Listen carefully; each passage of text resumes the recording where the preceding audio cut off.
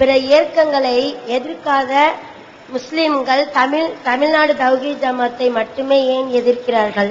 எல்லா இயக்கங்களும் ஒரு இயக்கத்தை எதிர்க்கிறார்கள் என்று சொன்னா அது தமிழ்நாடு தௌஹீத் ஜமாத்தை மட்டும்தான். அதான் அவங்க கேட்கிறாங்க, எல்லாரும் சேர்ந்து கொண்டு தமிழ்நாடு தௌஹீத் ஜமாத்தை மட்டும் ஏன் எதிர்க்கிறார்கள் கேட்கிறாங்க. அதுக்கு என்ன காரணம்னா, தமிழ்நாடு தௌஹீத் ஜமாத்து ஒரு கொள்கையை முன்வைக்கிறது. இந்த கொள்கையை இதே மாதிரி யார் முன்வைத்தாலும் அவர்களை எல்லாரும் எதிர்ப்பார்கள்.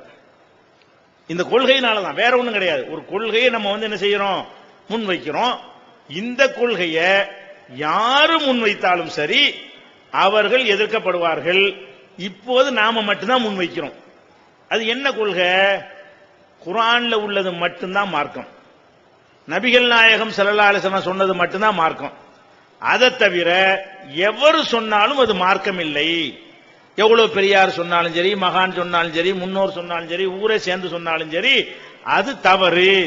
ரொம்ப அதிகம் செஞ்சாலும் சரி, நல்ல காரியம் தான் கூட செஞ்சாலும் சரி தவறு என்று நம்ம சொல்லும் பொழுது இந்த மாதிரி யாரும் சொல்லவில்லை. தமிழ்நாட்டில் என்ன செய்யறாங்க? சஹாபி சொன்னா மார்க்கம், இமாம் சொன்னா மார்க்கம், பெரியார் சொன்னா மார்க்கம், அஜர்த்து சொன்னா மார்க்கம், ஊர் உலகம் சொன்னா மார்க்கம், பல வருஷங்களாக நடைமுறையில இருந்தா அது மார்க்கம், மெஜாரிட்டி சொன்னா மார்க்கம், இப்படியெல்லாம் எல்லாரும் சொல்லிக் கொண்டிருக்கும் பொழுது இது எதுவும் மார்க்கம் இல்ல. குர்ஆன்ல இருந்தா தான் மார்க்கம், அல்லாஹ்வுடைய ரசூல் சொன்னாதான் மார்க்கம்னு சொல்லும் பொழுது அத்தனை பேரும் ஏதாவது ஒரு விஷயத்தில் அடிக்கப்படுகிறார்கள், அத்தனை பேரும் ஏதாவது விஷயத்தில் தாக்கப்படுகிறார்கள். அப்ப பாத்தியா ஓதுறவனுக்கு ஆஹா பாத்தியா இல்லங்கிறாங்களேன்னு அவன் நினைக்கிறான். அப்ப அரசியல்வாதி காலில் கும்பிடுறவனுக்கு என்னடா அதையும் கூடாதுங்கிறாங்க. எதை பார்த்தாலும் கூடாதுன்றோம்ல. ஒருத்தர் அரசியல் நடத்துறான், மக்கள்கிட்ட கும்பிடுறான், இவனை கண்டிக்கிறோம். நம்ம ஏன் கண்டிக்கிறோம்? அல்லாஹ் ரசூல் சொன்னதுக்கு மாத்தமா செய்யறான் அப்படின்னு கண்டிக்கிறோம். அவனுக்கு கோபம் வருது. பாத்தியா ஓதி சம்பாதிக்கிறான், இது ஏன்டா மார்க்கத்தை இல்லாத என்ன செய்யறேன்னு கேட்கிறோம், அவனுக்கு கோபம் வருது. 6 மாசம் 7 மாசம் 7 வருஷம் தப்லீக்னு போய் பொண்டாட்டி பிள்ளை விட்டு போயிடுறான், இதெல்லாம் தப்பு, அவனுக்கு கோபம் வருது. நம்ம எல்லாருடைய செயல்களையும் மார்க்கத்தின் பெயரால் என்ன தப்பு செய்யறாங்களோ அது எல்லாத்தையும் நம்ம என்ன செய்யறோம், கண்டிக்கிறோம். தாயத்து போடுறான், தட்டு போடுறான், ஊர் உலகம் அப்படின்னு என்னத்தையா சொல்றான்னு வைங்க. இதுல எதை செஞ்சாலும் குர்ஆனுக்கு மாத்தமா இருந்தா, நபி வழிக்கு மாத்தமா இருந்தா நம்ம கண்டிக்கிறோமா இல்லையா? அப்ப இந்த தௌஹீத் ஜமாத்துன்னு ஒண்ணு இருக்கும் பொழுது அவங்க எல்லாருடைய தப்பையும் விமர்சிக்கிறாங்க. மத்தவங்க எல்லாம் என்ன செய்வாங்கன்னு கேட்டா, ஏன் தப்ப நீங்க கண்டுக்கிற, உன் தப்ப நான் கண்டுக்கிறல எப்படின்னு கேட்டா, இவரு ஒரு தப்பு செய்வாரு, அவர் ஒரு தப்பு செய்வாரு, 2 பேரும் அக்ரிமெண்ட் போட்டுக்குவாங்க. நான் வேற ஒரு தப்பு செய்யறேன், நீ கண்டுக்கிறாத, நீ வேற தப்பு செய்யற, நான் கண்டுக்கிற மாட்டேன், நம்ம 2 ஒண்ணா உட்காந்துக்குருவோம். இப்படி எல்லாரும் அட்ஜஸ்ட் பண்ணிக்கிறாங்க. அவங்க எல்லாம் ஒன்னா கூடிக்கிறாங்க, ஒருத்தர் பாராட்டிக்கிடுவாங்க, ஒருத்தர் புகழ்ந்துக்கிடுவாங்க. தௌஹீத் ஜமாத் என்ன பண்ணு, யாரா இருந்தாலும் நெத்தியில் அடிச்ச மாதிரி கேட்டு போடு, சட்டையை பிடிச்சி கேட்குது. அப்ப இந்த மாதிரி ஒரு கொள்கையில யாரு இருந்தாலும் அவங்க ஒன்னா சேர்ந்து கொண்டு என்ன செய்யப்படுவாங்க, எதிர்க்கப்படுவார்கள். இப்ப நபிகள் நாயகம் ஸல்லல்லாஹு அலைஹி வஸல்லம் அவர்களை எல்லாரும் எதிர்த்தாங்க. யாரெல்லாம் எதிர்த்தாங்க நல்லா சிந்திச்சு பாருங்க. நபிகள் நாயகம் ஸல்லல்லாஹு அலைஹி வஸல்லம் அவர்களை மக்காவில் உள்ளவங்க எதிர்த்தாங்க, நமக்கு புரிந்து கொள்ள முடிகிறது. யூதர்கள் எதிர்த்தார்கள். யூதர்கள் மக்காவோட உள்ள காவிரோட சேர்ந்தார்கள். யூதர்களை சேரலாமா? யூதர்களுடைய கொள்கைக்கு யார் நெருக்கம்?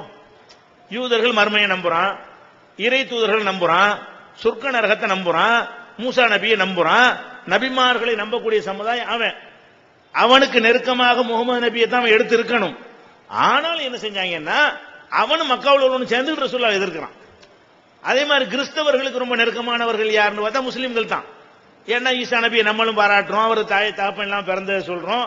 ஈசா நபி சம்பந்தப்பட்ட பல விஷயங்கள், மகன் இல்லைங்கிற சில தப்பான கொள்கைகளை மறுக்கிறோமே தவிர மற்றபடி ஈசா நபியை நம்மளும் பாராட்டிலாம் சொல்லத்தான் செய்கிறோம்.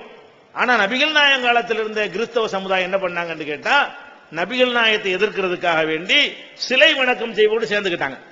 அப்ப சிலை வணக்கம் செய்தவர்களும் இவங்களும் சேரலாமா? சேர்றதுக்கு நியாயமே இல்லை. ரொம்ப நெருக்கம் இவங்களோட தான். ஆனால் யார் தான் எதிரி? அவங்க எல்லாம் ஒன்னா சேருவாங்க, ரசூலுல்லாஹ் தனியாக்கிட்டாங்க. காரணம் என்ன? இந்த முகமது என்ன பண்றாருன்னு கேட்டா, கிறிஸ்தவர்கிட்ட தப்பு இருந்தாலும் தப்புங்கிறாரு, யூதர்கள் தப்பு இருந்தாலும் தப்புங்கிறாரு, முஷ்ரிக்கிட்ட தப்பு இருந்தாலும் தப்புங்கிறாரு, காபிர்ட்ட தப்பு இருந்தாலும் தப்புங்கிறாரு, இவர் ஒத்தரை விட்டு வைக்க மாட்டேங்கிறாருங்கிறதுனாலதான் அன்னைக்கு எதிர்த்தாங்க. எல்லா நபிமாரும் எதிர்க்கப்பட்டதுக்கு இதான் காரணம். சொந்தம் பந்தம் அனைவரும் எதிர்க்கப்பட்ட காரணம் என்ன? யார் தப்பு செஞ்சாலும் என்ன தப்பு செஞ்சாலும் தயவு தாட்சணியம் இல்லாமல் போட்டு உடைக்கக்கூடிய ஒரு அமைப்பாக நீங்கள் இருந்தால் அனைவரும் எதிர்ப்பார்கள். தௌஹீத் ஜமாத் மாதிரி இந்த நிலைப்பாட்டை எல்லா இயக்கங்களும் எடுத்தார்களே, ஆனால் எடுத்த இயக்கங்கள் எல்லாம் எதிர்க்கப்படும். எடுக்க மாட்டார்கள், எடுக்கவில்லை. இன்றைக்கு நாம மட்டும் எடுத்திருக்கிற காரணத்தினால எதிர்க்கப்படுறோம். இது ஆச்சரியம் கிடையாது. இதுதான் உலக வரலாற்றில் நடந்து கொண்டு இருக்கிறது. இதுதான் நடக்கும். இதுதான் நபிமார்களுடைய வழிமுறை. இதுதான் நபிமார்கள் வரலாறு பெற வேண்டிய பாடம், படிப்பினை. இதுதான் அவங்க எதிர்ப்பதுதான் நம்ம ஹக்குல இருக்கிறதுக்கு ஆதாரம். அனைவரும் சேர்ந்து எதிர்க்கிறாங்க பாருங்க, அதுதான் நம்ம சரியான பாதையில போயிட்டு இருக்கிறதுக்கு ஆதாரமா இருக்கு.